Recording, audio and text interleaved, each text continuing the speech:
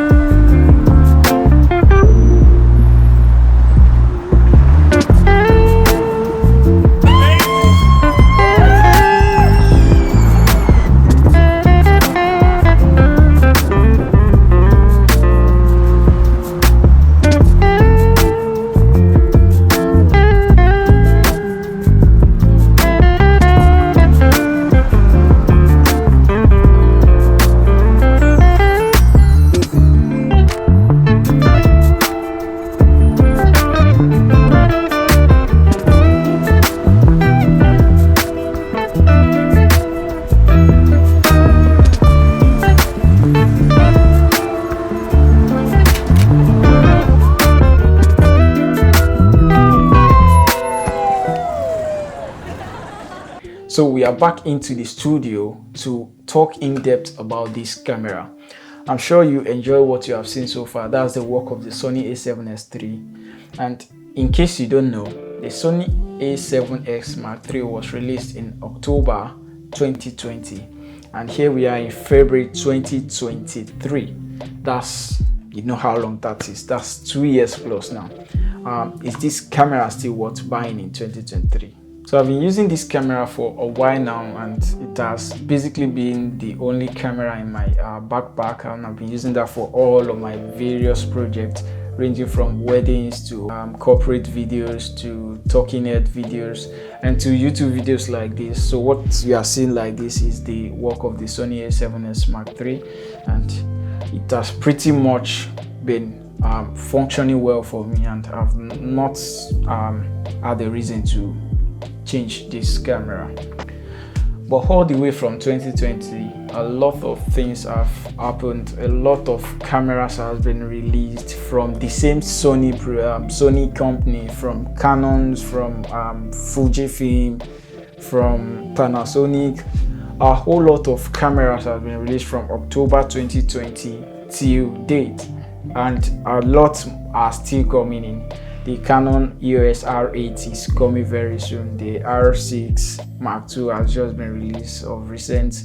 The Panasonic Lumix X5 Mark II, the Sony FX30, a lot of cameras have been released in that space of time. But before I dive into the competitions, let's take a look at the spec of this camera, why it's still my go-to camera in year 2023. So the Sony A7S Mark III is the Sony kind of flagship camera in that category, in that line, the S line. So there is the A7S, there is A7 Mark II, A7X Mark II, there is A7X Mark III, which we're talking about. And basically these cameras are built for low light capabilities, and basically their core function is the video aspect. Unlike the A7R versions, which are like geared towards the photographers, the A7R, the A7R Mark II, Mark III, Mark IV, and Mark V.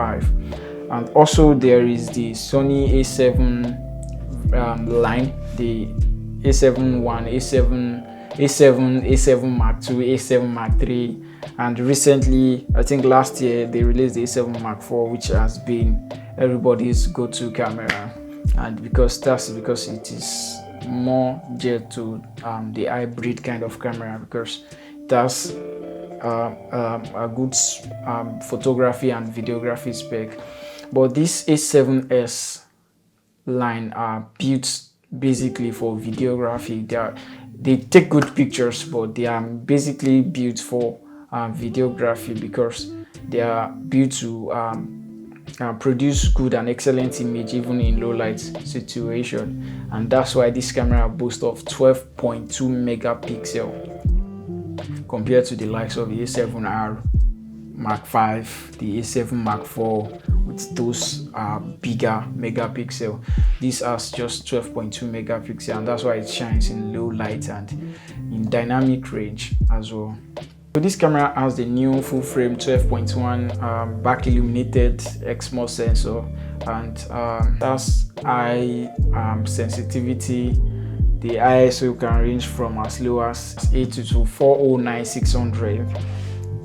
That's a whole lot of thousands. 409,600. I mean, these days I just think Sony are the best in low light.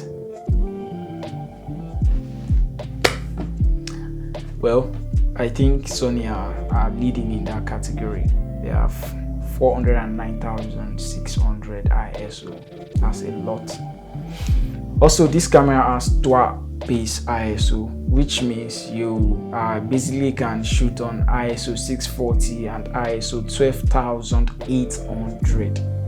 12,800, and that is the major and the biggest reason why I'm still shooting on this camera, because I can shoot on 12,800 ISO without no noise, without any significant noise in my frame.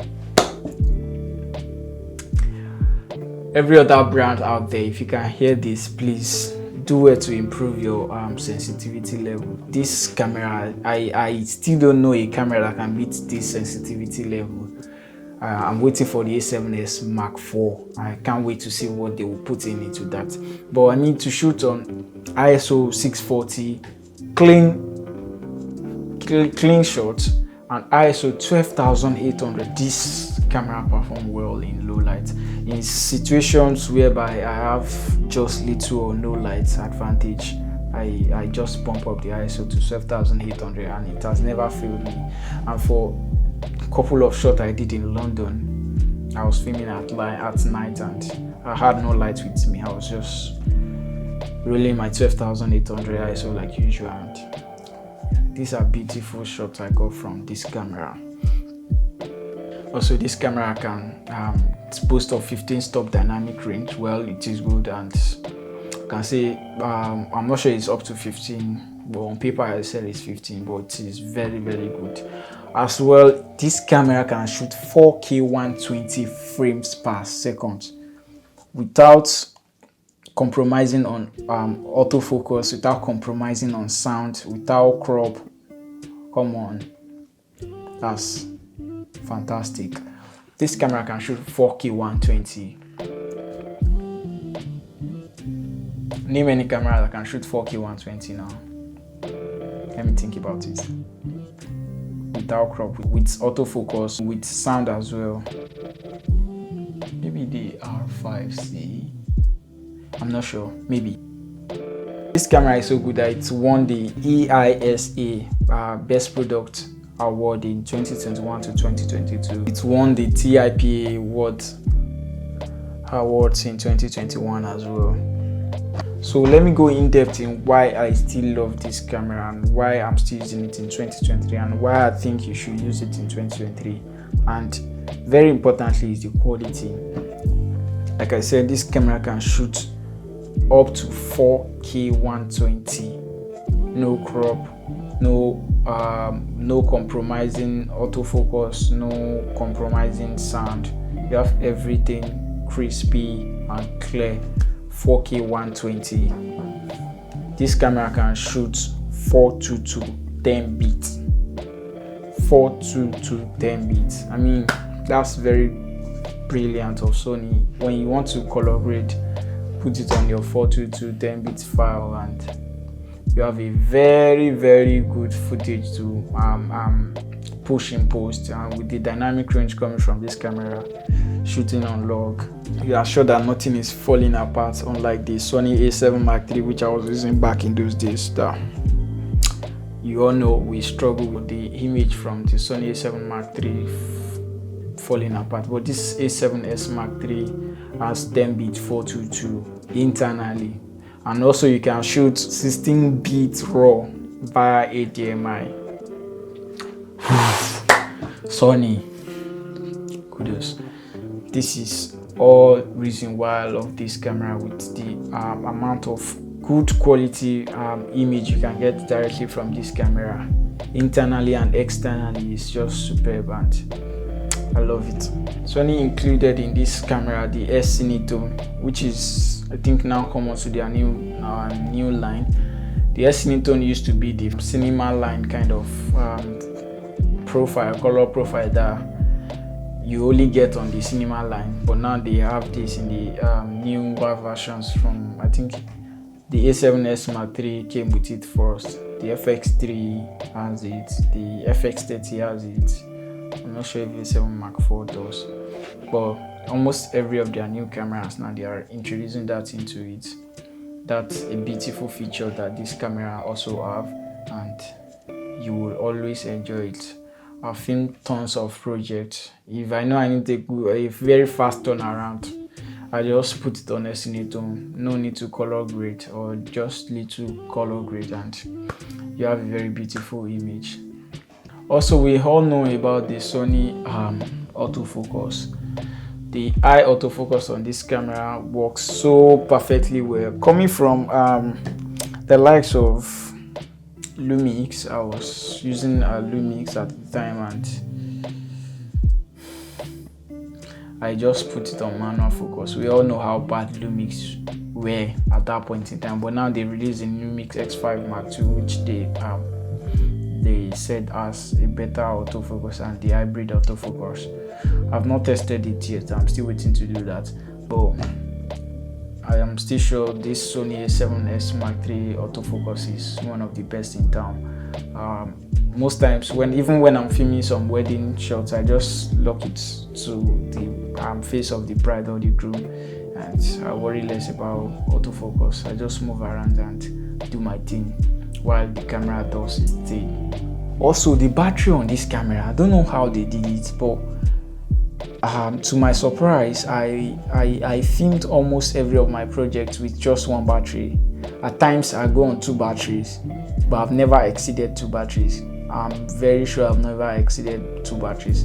If I had to use 2 batteries, that means I've been filming from morning till night. For a long straight shooting, I use this battery, filming 4K 60 and sometimes filming 4K 120. I use just one battery for about 3 hours, and this camera never overheats. It can get hot, but not overheat that it will go off. No, not like the Canon R5, I guess. Canon R5. Yeah, but this camera never overheats, and the battery is so good, so good. Can never go wrong. I just need to charge 2 of my batteries and I'm good. Even when I'm doing weddings, no matter how long the wedding is, I'm always good on 2 batteries. If there will be a need for 3 batteries, that means I'm filming something too long, way too long. But for a day, I'm always on a battery or 2 battery. That's very good. So despite all this good stuff that I've been mentioning about the Sony A7S Mark III, like I said, it's 2 years down the line and there are new cameras, new updates. Like the new screen that came with is the A7R Mark V, the same screen on the GH6, yes, Lumix GH6. The inbuilt ND filter on Blackmagic 6K Pro, Canon 670, maybe FXs, and the tele light on FX30. I like those tele lights on FX30 and FX3. So with all this stuff coming in and new stuff we believe are coming in, should you still buy the Sony A7S Mark III in 2023? For me, you just need to answer these questions. Do you need S-Cinetone? Do you need dual native ISO 640 and 12800? Do you need a camera that can perform well in low light? Do you need a camera with lasting battery? Do you need a camera with image stabilization, reliable one? Do you need a camera that can shoot 4K 120 without crop?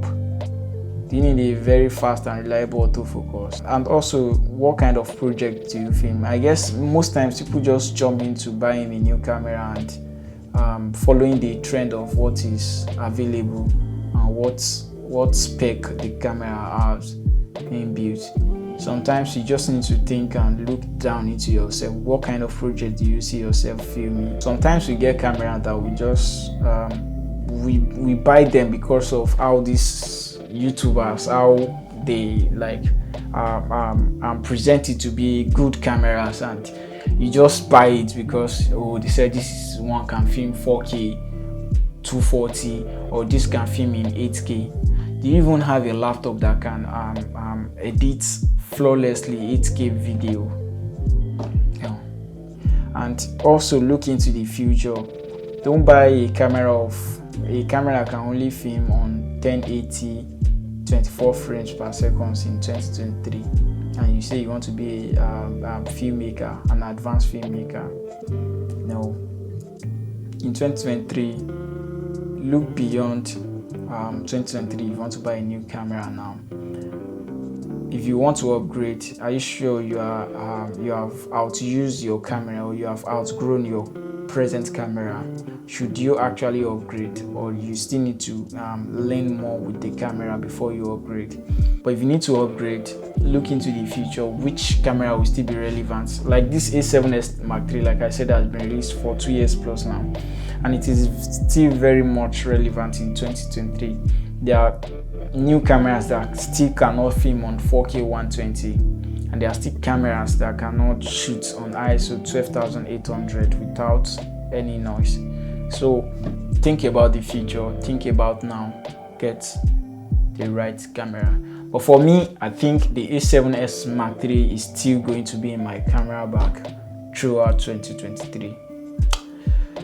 That's it, guys. Thank you for watching to the end. If you love to see more content like this, please do well to hit the subscribe button and turn the notification bell on. Thank you once again, and I love you guys. Bye.